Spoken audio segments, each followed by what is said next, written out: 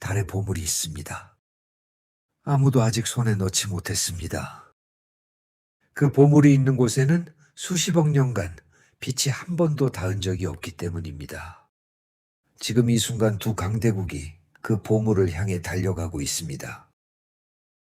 달의 남극에 셰클턴 크레이터가 있습니다. 지름 21km의 거대한 분화구입니다. 이 분화구 바닥에는 태양빛이 수십억 년간 단 한 번도 닿은 적이 없습니다. 온도는 영하 240도까지 내려갑니다.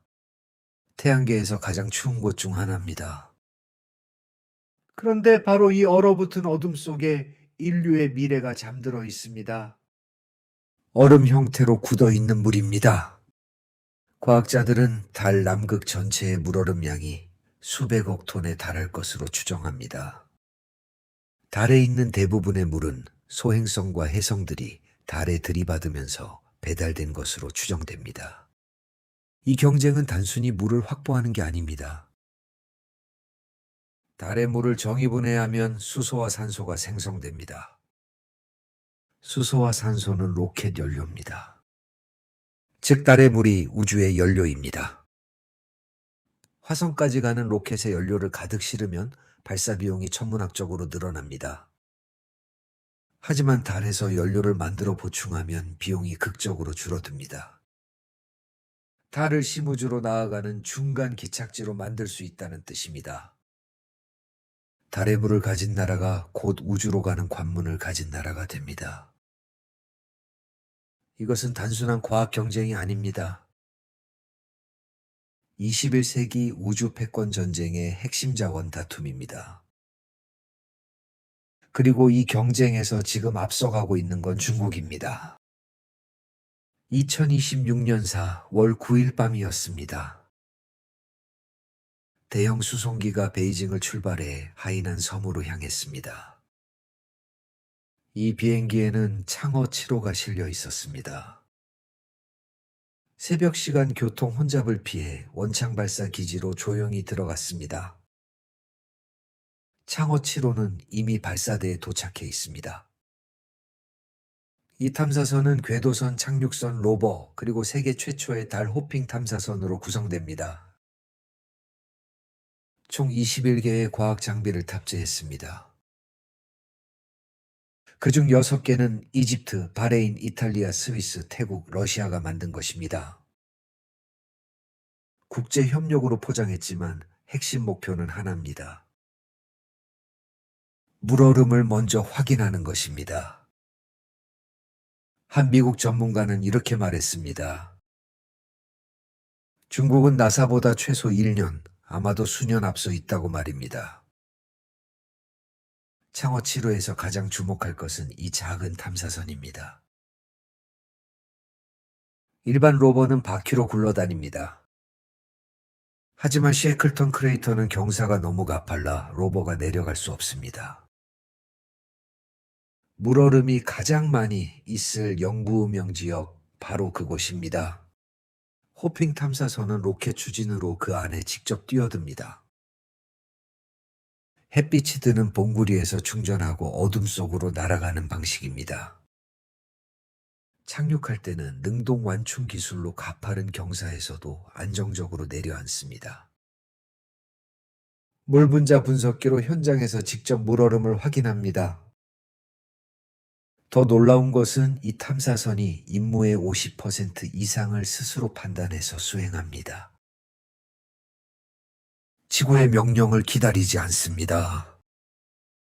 인공지능이 우주 탐사를 주도하는 새로운 시대의 시작입니다. 많은 사람들이 나사가 앞서 있다고 생각합니다. 하지만 실제로는 다릅니다. 나사의 달 남극 유인 착륙 임무 아르테미스 3는 일정이 계속 밀리고 있습니다. 달 남극 정밀 3차원 지형도도 아직 완성되지 않아 착륙 지점조차 확정하지 못했습니다. 나사가 달 남극 물얼음을 직접 탐사하려던 바이퍼 로버 임무는 2024년 취소됐습니다. 이유는 예산 부족이었습니다. 창어 7호 다음에는 2028년 창어 8호가 옵니다. 창어 8호는 달 현지 자원으로 건축 구조물을 삼 디프린팅하는 실험을 합니다. 사실 달 남극 지형도가 없는 데는 이유가 있습니다. 달 남극은 햇빛이 수평으로만 들어와 일반 카메라로는 지형을 찍을 수가 없었습니다. 기술력이 중국보다 앞선 미국이 왜 이렇게 늦었을까요? 달 남극의 아폴로 시대에는 완전 관심 밖이었습니다. 물얼음의 존재를 그때는 몰랐기 때문입니다. 반면 중국은 이미 물얼음 안정성 지도 등을 완성했습니다. 달 표면의 복사량과 토양 온도를 정밀 시뮬레이션한 결과입니다. 물얼음이 수십억 년 동안 승화되지 않고 보존된 최적의 위치를 특정했습니다. 창어 7호가 정확히 어디를 파야 하는지 알려주는 보물지도입니다. 미국과 다른 경쟁자들은 이에 해당하는 정밀 자료를 아직 갖고 있지 않습니다. 2026년 하반기 창어 7호가 달 남극에 내려앉는 순간 이 지도가 실전에 투입됩니다. 이 경쟁은 중국 대 미국의 단순한 싸움이 아닙니다. 2022년 미국 나사와 한국을 포함한 30개 이상의 국가가 아르테미스 협약을 맺었습니다. 중국은 러시아를 포함한 별도의 국가들과 국제달 연구기지 협약을 맺었습니다. 달은 지금 두 개의 진영으로 나뉘어 있습니다. 그런데 이 경쟁의 바탕이 되는 967년 우주조약에는 허점이 있습니다. 달이 어느 나라의 영토도 될 수 없다고 명시하고 있지만 달에서 채취한 자원의 소유권에 대해서는 명확한 규정이 없습니다. 누가 먼저 물얼음을 캐내느냐가 곧 사실상의 지배권이 될 수 있습니다. 법이 따라오기 전에 먼저 차지하는 자가 이기는 게임입니다. 인류가 지구에서 수천 년간 반복해온 그 역사가 달에서 다시 시작되고 있습니다. 그런데 이 경쟁에 예상치 못한 변수가 등장했습니다.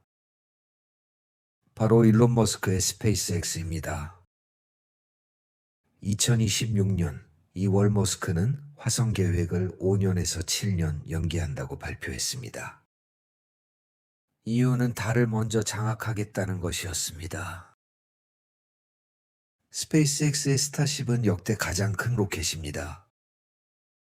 높이 50m의 이 우주선은 한 번에 150톤의 화물을 실을 수 있습니다. 달에 착륙할 스타쉽 HLS는 나사 아르테미스 임무의 핵심 착륙선입니다. 하지만 여기서 치명적인 문제가 있습니다. 스타쉽은 연료가 너무 많이 필요합니다. 달까지 가려면 지구 궤도에서 최소 10번 이상 연료를 다시 채워야 합니다.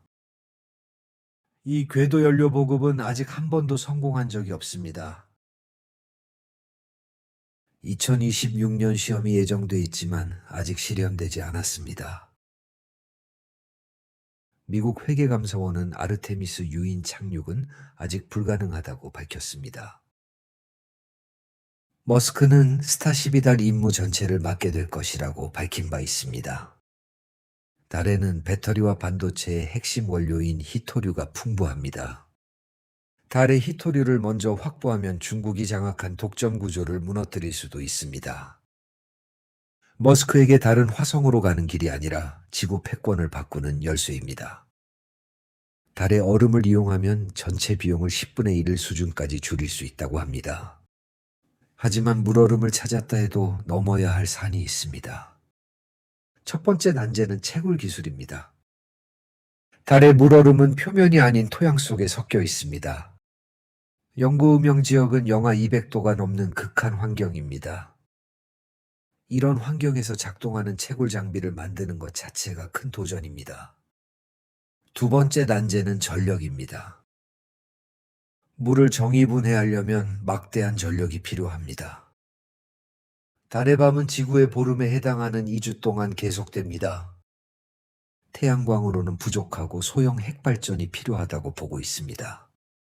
세 번째 난제는 달의 먼지입니다. 달의 토양 입자는 매우 날카롭고 정전기를 띱니다. 장비와 우주복에 달라붙어 모든 기계를 마모시킵니다. 아폴로 우주 비행사들도 달 먼지를 가장 큰 골칫거리로 꼽았습니다. 이 문제들 중 어느 하나도 아직 완전히 해결되지 않았습니다. 이 경쟁에서 한국은 어디에 있을까요? 2022년 발사된 달 탐사선 다누리에는 섀도우캠 카메라가 탑재됐습니다. 이 카메라로 달 남극 영구음영 지역을 촬영하는 데 성공했습니다. 바로 위에 셰클턴 크레이터 사진이 다누리가 찍은 것입니다. 한국은 2032년 달 착륙선 발사를 목표로 개발 중입니다. 2026년 하반기 창어 7호가 달 남극에 착륙합니다. 달을 인류 최초의 우주 주유소로 만드는 첫걸음이 될 수 있습니다. 햇빛이 없어서 달에서 가장 어두웠던 곳이 환하게 밝혀질지도 모르겠네요. 봐주셔서 감사합니다. 구독과 좋아요는 채널 운영에 큰 힘이 됩니다.